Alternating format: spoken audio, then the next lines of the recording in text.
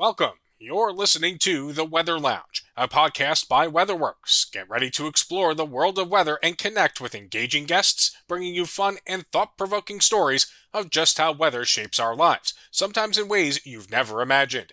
So, join us as we unravel the mysteries of the atmosphere. Today's episode starts right now.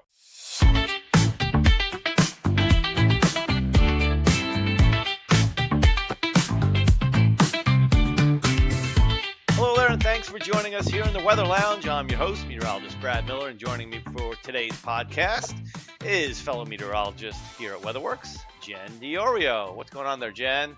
Hey, Brad, how's it going? Not too bad. Here we are in the throes of mid-May already. Hard to believe. Just a couple of months ago, we're like, when's winter going to end? It's just lagging and it's just going on. But, here we are finally. I can't believe, Memorial Day weekend's a couple of weeks away. I know. It's, and we're gonna blink, and then summer will be over. Yeah. It's going to be a quick turnaround. And you know what? When I know we're finally into spring is when we do our forecast here at WeatherWorks. We don't have to put the precipitation type anymore. Mm-hmm. You know what I mean? Yep. We don't have to do it. Oh, there's a Rain chance of rain showers. showers later this Yep. afternoon. Now it's just showers. Yep. Showers. Yeah, exactly. Because if you're getting snow showers at 75 degrees, we got a problem. I know. But yeah, we have. I mean, even into April, sometimes we have to say chance of a few rain showers. Temperatures sometimes are a little marginal, but I think we can finally leave that out until at least October. But vacation season's around the corner. In fact, I just got back from Key West. First time I've Very ever been down exciting. there, and I'll tell you, we had the greatest time, and I want to go back someday. But it's an amazing place. It's like you're in the tropics or in the Caribbean, but you're still in the United States. Yeah, that's really cool. Yeah, it's a good time now. But you know what? The one thing is that the sun, it's so strong down there. I mean, basically you're in the tropics. I mean, you're south of Miami, believe it or not, but it's just the sun angle is just so strong, and being in early May, it just beats. It may be like 82 or 83 degrees, but it feels like it's 100. It's crazy. Yeah, that is crazy. I'm even. It's hard for me even just, being where we live when, the first couple of days of sun of the season, I'm like, wow, that sun's really strong, like I feel it extra. So going down to somewhere like Key West in the kind of the beginning of the season, I would definitely be feeling it extra and would be lathering on the sunscreen. That's for sure. Slathered up. What do you got going this summer? Any big vacations? Not anything right now. Not too much planned.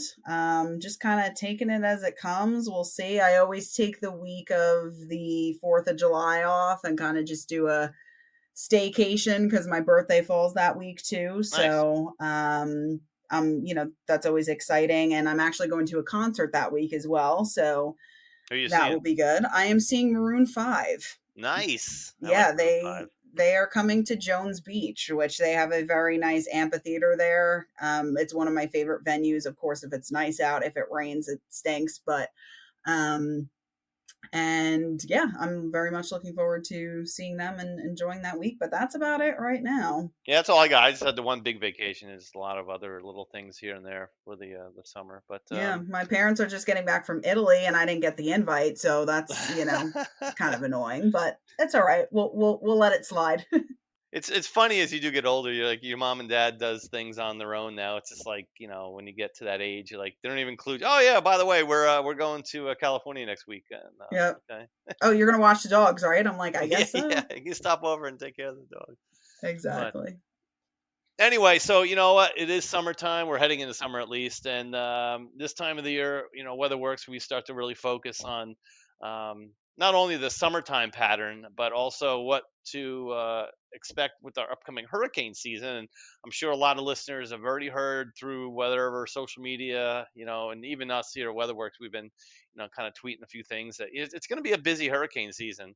Once again, the Atlantic is above normal, at least temperature wise, and we have a pattern that's going to be very favorable for a lot of long track hurricane at least development when we watch those storms come off of Africa and go all the way across the Atlantic. So we're going to talk about that, and of course the upcoming summer outlook, and of course we have Kyle Leahy to do that with us today, Jen. And Kyle's been with us for a while, and he's one of our long-term gurus here at WeatherWorks.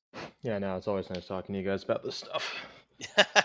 Yeah, it's as soon as the winter's done, it's the summer, and then as soon as the summer's done, it's hurricanes, then it's back to winter again. There's always something.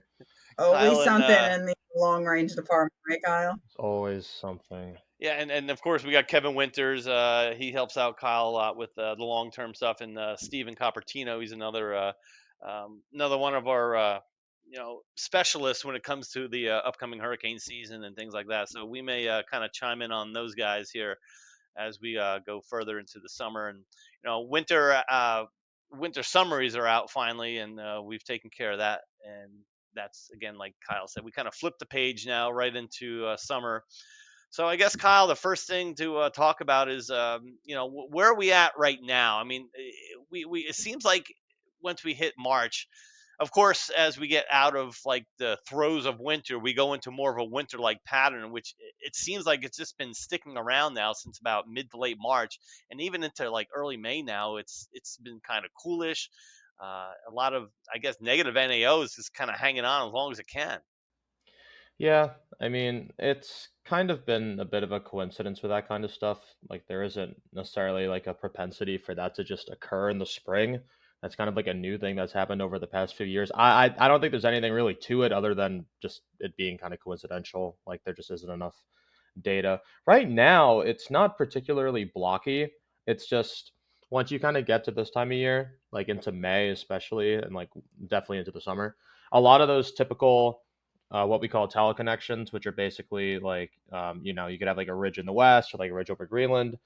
It doesn't really hold as much weight. So, for example, like the pattern seems quite blocky, but that's really just because you have like a little bit of high pressure like over the west coast, and that's really all you need. Like, it doesn't even really matter at this point what's going on over Greenland.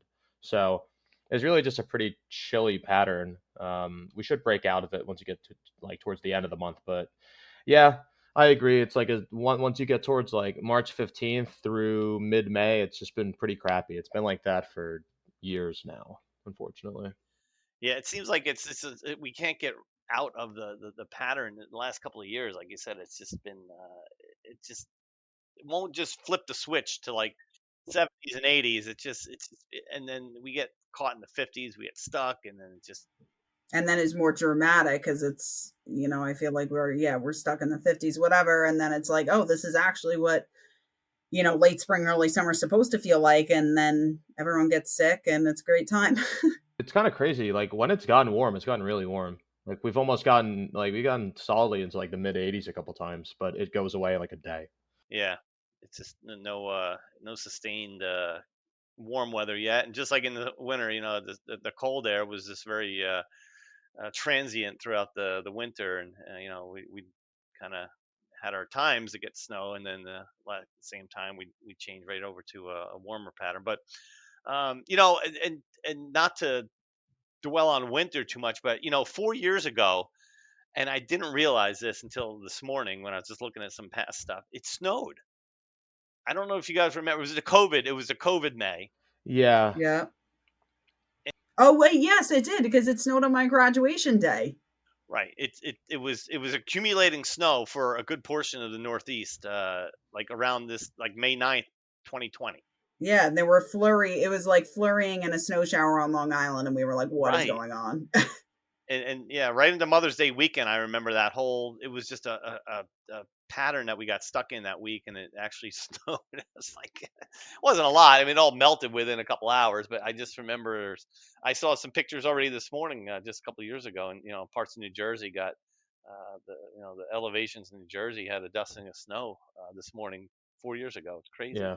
I mean, that also makes sense because that winter, 2019, 2020, that was also like a really, really, really kind of lean winter. So it makes sense that like you finally get the cold later. Like, it's going to come at some point. It came in May, which is again kind of annoying, but I think that started this holding on to winter as long as we can pattern the last 4 years. yeah.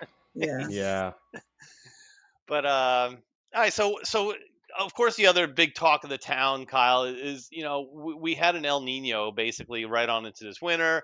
It kind of went away, and now La Nina is already popping, popping back in, and I guess that's going to be the driving force going into the summer. Yeah, generally. I mean, in the summer, as I was saying before, you don't really have that many big pattern drivers overall. So yeah, like Enso and El Nino, La Nina, it definitely plays more of an impact. And yeah, I mean, we had that really strong El Nino. Probably, I think it was, believe it was top five all time. Uh, I think it topped out at +2 Celsius above normal, which is like, yeah, around probably like fifth strongest or something like that. Um, but yeah, a lot of the time when you have these really, really strong El Ninos, they decay pretty quick, and that's what we're going to be seeing. So yeah, in all likelihood, we're going to be in a La Nina by the time we get to the fall.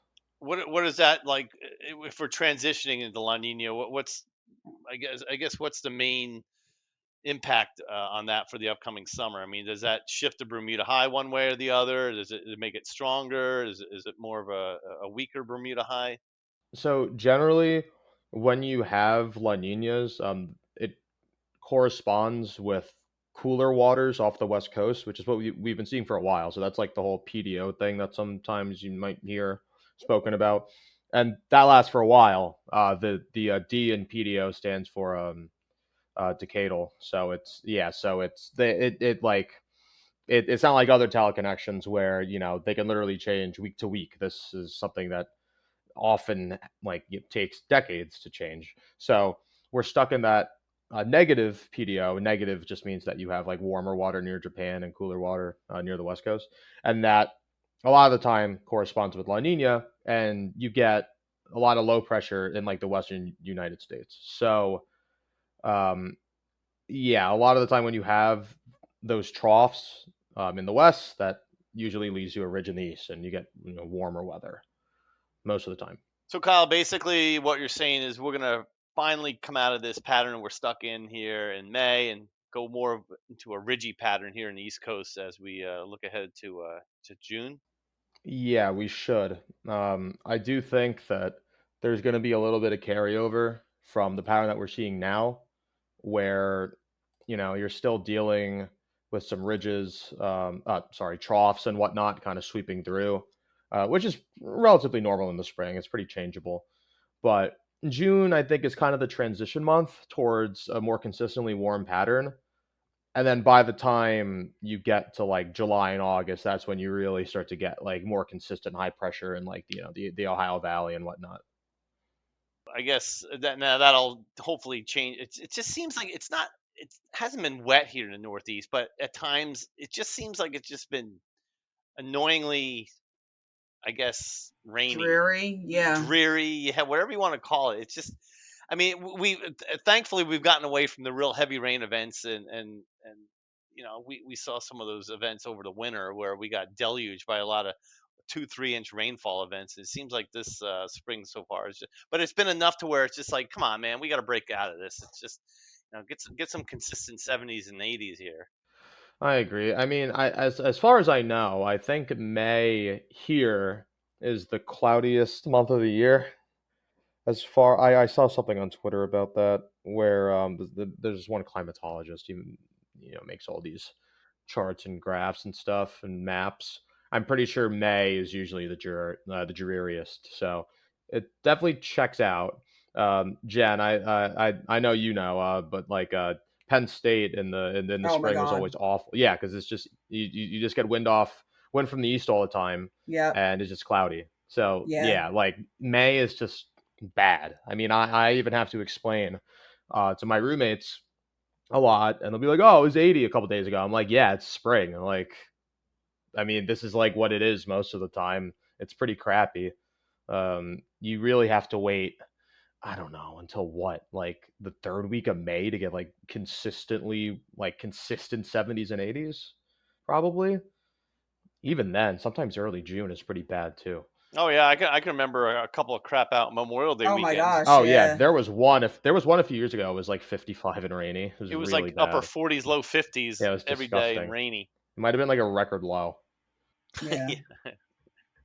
Yeah, yeah. This I'm ready for some good summertime weather. That's for sure. And we got to get dry and hot for Jones Beach in the Maroon 5 concert for Jen. Yes, for sure. For sure. So if we get into that ridgy pattern, then that may translate into. I mean, what's our drought possibilities now looking like here for the Northeast of the East Coast? I mean, I think that they're definitely pretty solid.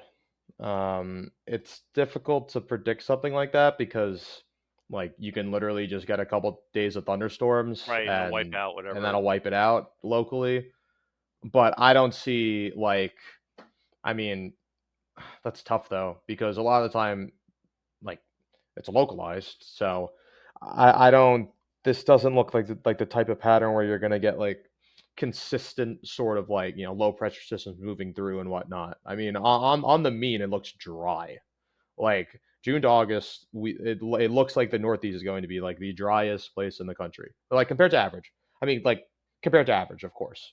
Um, but yeah, And do you think there's somewhere in the Northeast that's going to be drier than somewhere else? Like, uh, it's tough to pinpoint exactly, but I guess maybe you could see like the coast being drier than like a bit farther inland, or New England might be a little less dry because it seems like with all the troughiness out west, it seems like the Midwest and the plains are going to be quite wet.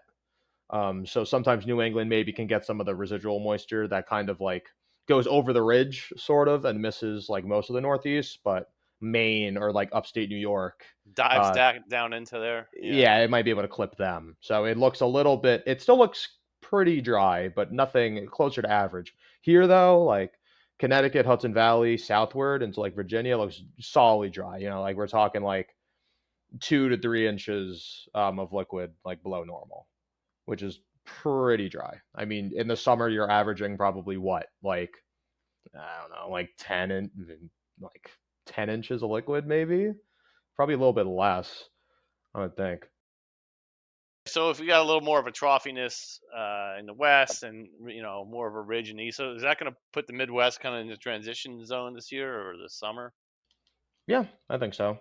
Um, I think that they're definitely going to be like warm for sure. Like if we're talking about like the warmest spot compared to average in the country, like for this summer is probably going to be like the Great Lakes, I would say. That's probably like the safest bet. But that doesn't necessarily like for example, you could be in like Iowa and maybe like over the summer it's like a couple degrees above average.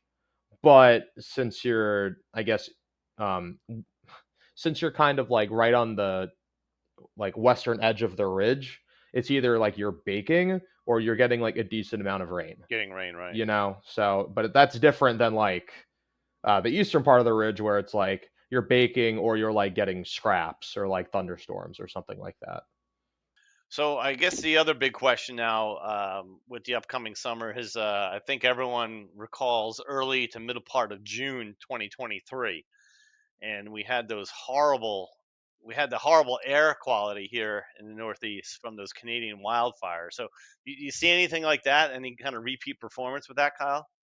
I mean, that stuff is always pretty difficult to kind of pinpoint, but I guess it's certainly possible because with those kind of like persistent ridges, um, which looks like mainly in sort of like July, August, where they're centered kind of over the Great Lakes, as I was saying earlier, it's still probably going to be quite hot in Canada. I don't really, or southeastern Canada, I don't really see that changing. Um, and then if you combine that with like a lot of the time when you get sort of like those pieces of energy that kind of go over the ridge, that could be very thunderstormy sometimes. So there definitely is a possibility where it does end up a little bit drier than average, pretty hot, and somewhat active if you get that kind of stuff, pushing over the ridge. So it's definitely a possibility for sure, given the pattern. But I think last year was kind of a perfect storm. So I think last year, if I recall correctly, you had like, particularly dry weather beforehand. You have all these thunderstorms, but normally no one would even care because most of the time the wind is blowing west to east. So that's like whatever. Yeah, it doesn't even matter. But there was like this like really anomalous low pressure in like Nova Scotia, and there was like a northerly wind. Yeah, it's like And it there's just so wouldn't many things. move. It was sitting there for a really long time. Yeah, that too. So there were like so many things that occurred to like make that happen. So like people are going to be freaking out about that, but like I've honestly been fielding more questions from both, friends and family, as well as just talking to some clients of ours. And a lot of people have questions like, oh, what do you think about the air quality and the wildfires this year? Because everyone was, like, just really freaked out from last year. And I mean, that was crazy. That was really crazy. it But was given everything that needed to happen to Right. like For that to happen, right? Everything came for it to together. be, yep, the perfect storm. Yep. And we had a really dry May last year here in the that Northeast. I mean, too. yeah. This is So this has got to be much wetter. I don't like it's going to be trophy for a while too. So is it possible? Yes, but like not to that extreme, I would imagine. Yeah. Yeah, and it might be not to that extreme. yeah, Exactly. exactly. I mean, there's like in the summer, there's always days with poor air quality because that's just kind of the way it is, and like in Right. the summer, it always I happens. just remember a couple of those days. I mean, you walk outside for like you go outside for like 10 minutes and you smell like you've been around a campfire all night. It's just Yeah. it's just stuck to your clothes too. It's ridiculous. Yeah, I don't think that like to that level where it's like orange at like 2 in the afternoon. Yeah, that was I crazy. don't think that's ever happening for like a while. All right. Yeah. Well, I guess we'll just kind of see how it all unfolds here over the next few months. Jen, you got any other questions about the upcoming summer? I don't think so. We'll see what it holds. I mean, what I guess maybe final question, Kyle, is, what are you thinking in regards to, like, severe risks? You know, kind of I'm a big severe weather fan. So just curious your thoughts in regards to, kind of some severe thunderstorms, and if you think there's a higher than normal chance, Are kind we going of to see a average. derecho, Kyle? That's what Jen's asking you. Yeah, sure. Maybe a derecho. We'll take that. The buzzword of the summer. I'll Oh, say pretty confidently that like if you do want severe weather, the plains is definitely the place to be because you're probably going to be like it looks wetter than average, looks a bit warmer than average. You're probably going to be right on the edge of like a right. trough to the Get that ring of west. fire stuff. Yeah, so that looks So, Brad, that's where I'm booking my trip to. Oh, is it? yeah, so that looks like a good spot. However, I mean, so it looks like it's almost certainly going to be warmer than average. I mean, there's pretty high confidence. I'd be surprised if this was. I'd be honestly, I if this summer ended up cooler than average, I'd be shocked. So it looks quite warm, and we're probably going to see like a few heat waves here and there. But the issue is that it's dry. So it's like it can be hot, but if it's like 100 over 60, you're not getting severe weather. Like it doesn't matter how hot it is. So it's going to be an issue getting moisture in. However, if you do get enough moisture in and you get like, one of those nasty severe weather outbreaks in the plains and you get like a nice, you know, little, shortwave moving over the ridge and you have like enough instability, then yeah, that's how you get like a pretty nasty like derecho type day. Yeah. So like it's possible. But it's going to be a matter of how much moisture there is to work with. Because, if you're just under a ridge for a week or two, then nothing's happening. Like it's just DOA for severe. It's just going to be hot. And also what's interesting is that, I mean, over the past couple of years where it's been really wet, I mean, if the dew point 70, you're really not getting any warmer than like 90 degrees. Like it's just really not happening. But this year, I mean, given that it looks drier, that's where you're able to kind of break into the hundreds sometimes, like where it's like hotter and drier. So maybe like although it might not feel as hot, you might actually be able to kind of get into those more, anomalous temperature readings. Right, because dry air will heat up a lot faster than Exactly. Yeah. than moisture when you have high dew points. Yep, exactly. Which is why I think some of a lot of those records that got broken in like the early mid 2010s, or I think that was just the early 2010s. There was one insane heat wave I remember when I was a kid. It was like I forgot what summer it was, but it was like most of the Northeast was like roasting, and those were like pretty dry. I think those are also the winners when what was that, like 2010 or 2011 or something like that? Yeah, I was probably down south, but I kind of remember, yeah, something about the Northeast. It was a couple of days straight that like Newark got above 100. Yeah. Um, I don't remember the exact time or year, but I do It remember was. that It was. happening. It was 2010. Okay. yeah, Yeah. Okay. I remember like, Newark get to like 107, 180 even or something. Central Park at 103, which is insane. Okay, yeah, That's crazy for Central Park because right. they're like shrouded. Yeah, yep, that was 2010. And around that time, there was also probably the best severe weather I've seen in the city. Like around, you remember the mammatus clouds over like the city? Um, I vividly remember those. maybe I don't know. It might not have been all the way out in Long Island, so I'm not sure. But Long Island's a different country out there for Jen. All right, let's take it easy. But yes, for a weather perspective, yeah, we things that happen in the city don't always happen on Long Yeah, Island once you get that marine layer. right. That's true too. Yeah, south wind in the summer is never good for Long Island, no matter what time of the year is, except I guess in the winter, then it warms you up. yeah, so with severe, it's like it's going to be a matter of getting enough moisture in, but it should be hot, and I mean, it does look pretty active in the midsection of the country, so it's a matter of getting like a good like thermo profile in, and stuff like that. So that's kind of what it comes down to. But no, it's certainly possible. But I think the place to be is going to be the midsection of the country for sure. All right. Well, that's all well and good. Now we'll look forward to our summer and see how it all unfolds. Like I said earlier, but all right. Well, let's turn the page here a little bit, and we'll start to focus now on the hurricane season. And technically, it begins June the 1st. That's the National Hurricane Center starting point. But obviously, we've seen tropical systems before then, subtropical systems. Kind of surprising. Here we are in mid-May. We haven't had one yet. Watch it. One will pop here in the next week or so. But what's your, I guess, your overall outlook, Kyle, with the upcoming year? I mean, obviously, there's been a lot of news about it's going to be an active season. Why and WeatherWorks also agrees, of course, you guys and Steve. So what's the major you know driving force why it's going to be an active year? Yeah, so there's really two kind of big things. So one of them is the transition from El Nino to La Nina. La Ninas are almost always more favorable because you just have like less shear, and shear is what kind of like it's just a difference in wind from the surface to aloft, and it rips storms apart. So like shear is great for severe weather, but it's awful for hurricanes. You want zero shear.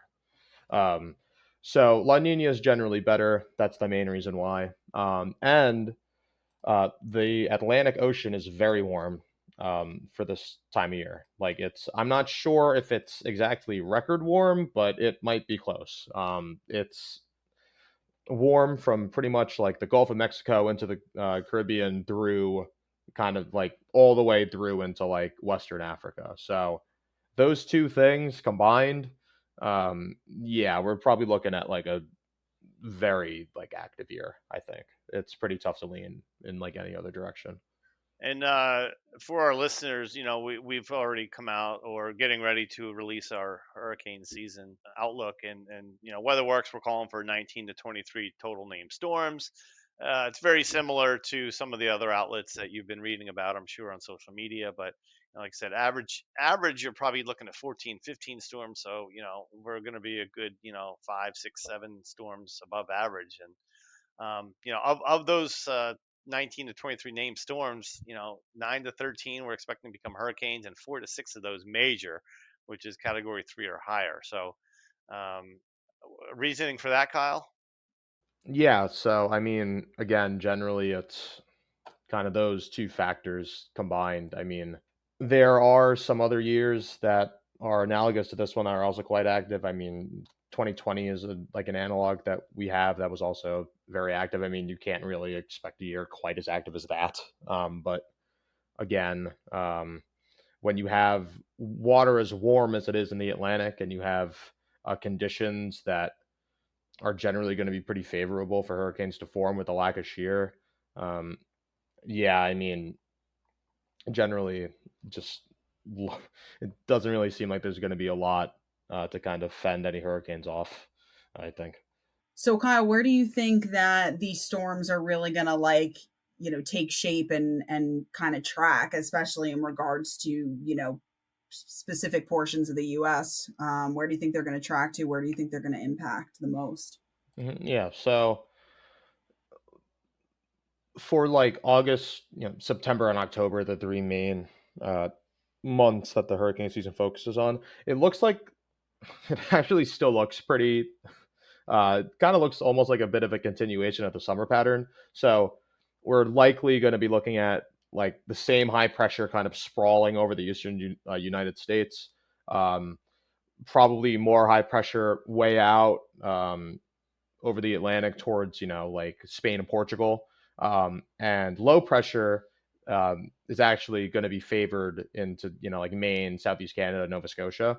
So what all that means is looks like the risk for some longer track hurricanes or just stuff popping up nearby in the Gulf and like Caribbean, like Florida, is definitely higher. Um, that kind of high pressure over the southeastern and like Midwestern U.S. really kind of favors hurricanes to track towards like the Gulf Coast. So I think there, yeah, Gulf Coast and Florida are probably the two hottest spots.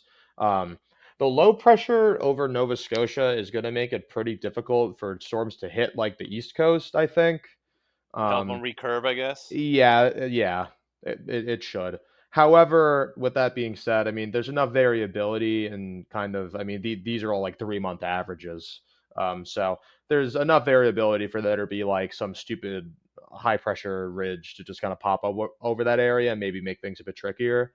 And when you consider the amount of storms that we're going to see, like you obviously can't rule out like an impact on like the Outer Banks or something, or like Cape Cod maybe, but the overall pattern doesn't like favor trouble for like the northeastern U.S. Um, the one thing to note though, that might be a little bit, it doesn't really get talked about a lot. I mean, we've seen impacts from it. Is that the northeastern U.S. They don't need a landfall for them to see like pretty bad impacts. I mean, Ida is like the example, but that's like a 1 in 20 year thing. That's like takes a lot for that to happen. But if you get a landfall along the Gulf Coast, you're still probably going to be dealing with flooding problems somewhere in the eastern U.S. from that. So, with that being said, even though you might not see like a direct hit from a hurricane, or it's less likely along the East Coast, or at least like outside of the really climate favored areas, like the North Carolina coast, yeah, you could definitely still see issues with such an active season. Yeah, it seems like the moisture always somehow gets pulled northeast and Yep. up into the East Coast, and Yeah, it's got to go somewhere. right. And if we're It's favoring the latter half of the season for that, that means that, flooding caused by tropical would favor more August, September, maybe even into October too. Yeah, I mean, for the most part, since we're transitioning out of El Nino, um, we can see like a bit of a slower start, uh, compared to average. So just because things might not be that active in June and July doesn't really mean that much. So, you can see like a really quick uptick in activity once we get into, like the main part of the season. Yeah, and I guess a lot of it's going to be dependent upon where the Bermuda High is. It elongated at the time there's a storm coming across the Atlantic. Does it shove it down into the Caribbean? Is there enough of a weakness around the Bahamas where it can try to come up the East Coast? But what I've been reading so far is, and the Bermuda High is going to be a little more stretched out from west to east versus a little more of it, and it's not going to be more as much of a circulation uh, as a circle. It's going to be more like it's going to push things a little further west versus like other years where there may be some weakness in the Bahamas where it could slip through. But like you said, that brings the Gulf and the southeastern part of the U.S. a lot more into play. Generally, like I do think that the areas where ridging's most favored again are going to be kind of in like the midsection of the country. Maybe not so much the midsection, maybe like the Midwest and Southeast. And then you get like that big kind of Azores high, sort of like in like the far eastern Atlantic. So I do think that like you could certainly see that kind of high in the southeast U.S. sort of track maybe a little bit east at times. It'll kind of wobble around, um, but I there's definitely like a good amount of room for recurves. So like even though we do have like 19 to 23 name storms, I would say a decent portion of those are going to be fish storms where they just kind of track way out to sea. But that happens every year. Um, so I don't think that this raises as many alarm bells for like an East Coast landfall where you have like that big high over Nova Scotia. That's Right, blocks it from going out to yeah, sea. where they don't have room to get out there. That's not the case this year, or it doesn't look like it. But like the Gulf in Florida it does not look great. I mean, it's going to be active. The water's really warm around there. Um, doesn't really look to change either. There isn't like an impetus for like the water to cool down all of a sudden. It's been like that since last year, and last year was quite a bit more active than people thought, considering that we were heading into a strong El Nino. It wasn't a particularly impactful year for the most part, but like there were a decent amount of storms. Like it wasn't dead by any means, and that was probably due to the water being so warm. So I mean here I mean, the water again. hit 100 degrees in the Gulf. Yeah, I think that's some of the kind of like brown water spots, So it might be where it's already swampy, so like you get a lot of radiation that gets absorbed. But still, yeah, I mean it looks very active for, like Texas through kind of like the Florida Panhandle.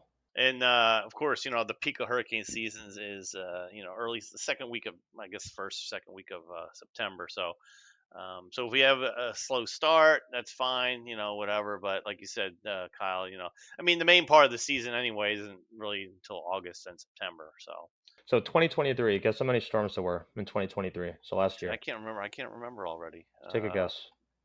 So on average, it's what, 14? Yeah, take a guess. 18? Yeah, I don't know. I think there were. It sounds. For some reason I think there was like between 18 and 20, maybe. Yeah, there were 20.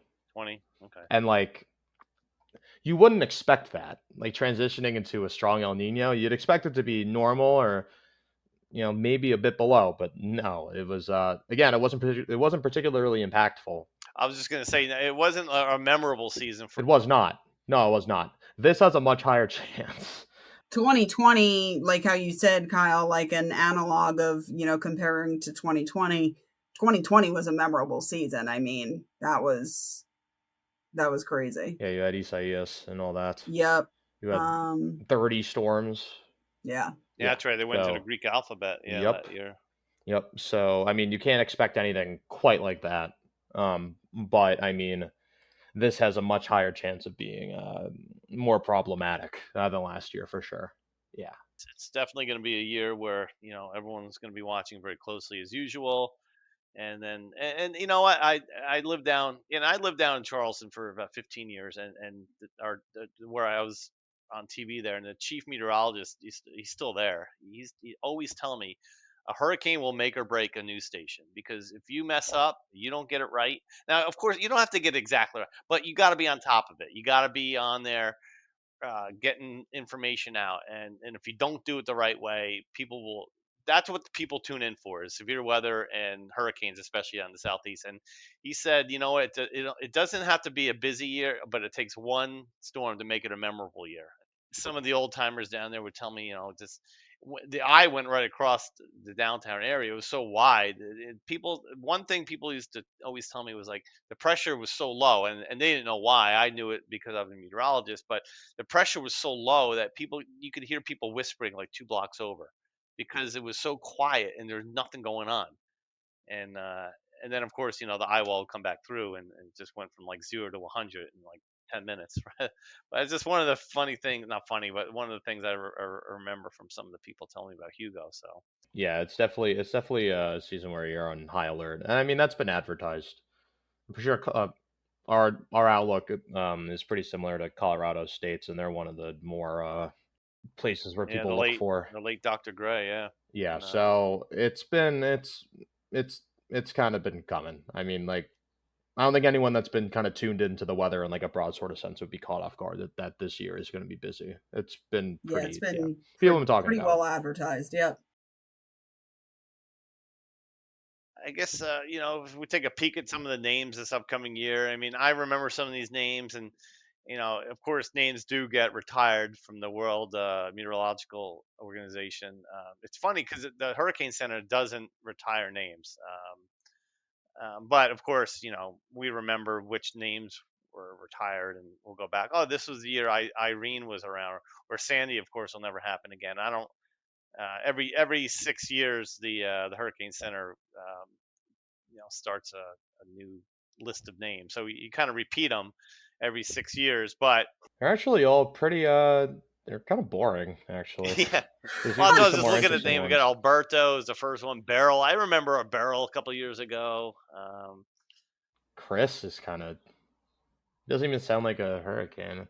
Like, No. I mean, I mean, like that's an early one, but I don't know. I feel like people wouldn't really. We got Hurricane Diorio too later on. Hurricane what? I'm kidding. I was like, wait a second. No. There aren't any that are like insanely difficult to pronounce because every No, now and that's then true. it's like Isaias is like crazy. Well, Isaias is coming back in 2026, so. No, yeah, that's right. It wasn't retired. I thought it was. No. Yeah. No. So, Did Ian get retired? I think Ian got retired. Yeah, I think Ian's gone. It had to. That was bad. There's a couple of new ones like Milton. I don't remember. I think that took the place of something. Trying to think what the M storm was. It might have been 6 years ago that the M storm was retired back then. Michael? Yes, 2018 that would have been. Yeah. Yeah, they retired Michael. Yeah, you're right. That was the one that hit the Panhandle. Panhandle That was of bad. Florida, right? So Milton is now the new M name for this year. Yeah. I think all the other ones are same for the most part. Nadine, Oscar, we got this year, so we shall see. We'll see. Other than that, I mean, anything else you want to add there, Kyle? No, I don't think so. I mean, generally, I guess for the summer, it's just looking pretty hot and dry, and then for the hurricane season, it looks to be quite a bit more active. So, even though things might get relatively boring, I guess in the summer, it's not necessarily indicative of what's going to happen later on. And then that the Atlantic, of course, will continue to heat up. And then I guess the only thing that we can help to deflect or defend any storms from really, getting crazy would be, I guess, some Saharan air layer and dust and things like that, right? Something like that. You never know. I mean, I guess the one thing is that if we do have a really dry summer here, any tropical rain impacts would be a bit less harsh because you'd kind of need it. So I guess there's that. Like, you're not going from a wet summer into an active season, like you're probably going from a dry one into an active season. So hopefully that would, kind of alleviate any flooding-y problems. Yeah. Right. I guess if you get 10 inches of rain from a hurricane, it doesn't matter, I guess. A decaying storm, yeah, it's not going to matter. I guess it doesn't matter when you get that much, but like the reason why Ida was so bad is because people forget we got Henri before. That's right, we did. Oh, right, yeah. So if you get like 4 inches of rain, instead of that 4 inches of rain just sitting there and doing nothing, it would just kind of get absorbed into the ground, sort of. So that might sort of help, but I mean, that's kind of neither here nor there. So we'll see. All right, well, I think that'll about wrap it up here for a Hurricane in the Summertime Outlook. Kyle, as always, thanks for joining us here on the podcast. I'm sure maybe we'll do like a midsummer update. Probably. We'll have, yeah, that'd be great. We can have Steve on also, Steve Coppertino. He's another, he also adds into a lot of the hurricane knowledge here at WeatherWorks. Of course, Kevin Winters, and I want to thank Ken Elliott too. He does a lot with the long-term stuff too. So, Kyle, where are you going on vacation this year? Anywhere? Oh God, I don't know. I mean, I'm not sure. Maybe the one place. I mean, this isn't summer, I guess, but the Giants are playing in Munich. Oh, really? At some point. So Cool. Some of my friends and I, but trying to organize a trip to Europe with Germany, guys, with 5 or 6 dudes is like insanely difficult. So I don't know if that's feasible. Yeah. And that'll also probably take $3,000 out of my bank account. So it's expensive. Yeah. Yeah. It's not so much But Europe. fun. Europe is cheap. The flight though, is Yeah, I know awful. what you're It's like saying. probably Yeah. going to be like a $1,200 flight. No, I Like know what you're saying. Yeah. awful. Once you're there though, I don't care. Like, sleep at a hostel for like $70 a night doesn't matter. Like, I don't care. Whatever. That's what you got to do. So, Yeah, yeah. yeah. That's Once you're there, you can kind of go from place to place. You just take the train. Yeah. No, I've been to Scotland before. It's kind of Oh like yeah, that. You're it's right. It's nice. cheap. It's cheaper over there Once you're there, once you're there, but yeah, it's cheap, It's but getting getting there there is the getting is there. problem. getting there is horrendous. Yeah. So we'll see. But all right, well then that'll do it here from the Weather Lounge, and of course you can catch us here in a couple of weeks. We'll have our next episode, and be sure to join us, and we'll see you then. That's a wrap on this week's episode of the Weather Lounge podcast. Thanks for listening. Be sure to follow us on all your favorite podcasting platforms so you don't miss out on future episodes. Have questions or comments? Just email us at weatherlounge@weatherworksinc.com. We'd love to hear your feedback. You can also learn more about our parent company, WeatherWorks, by visiting weatherworksinc.com and checking them out on social media as well. Thanks again for joining us, and until next time, stay curious and stay weather-wise.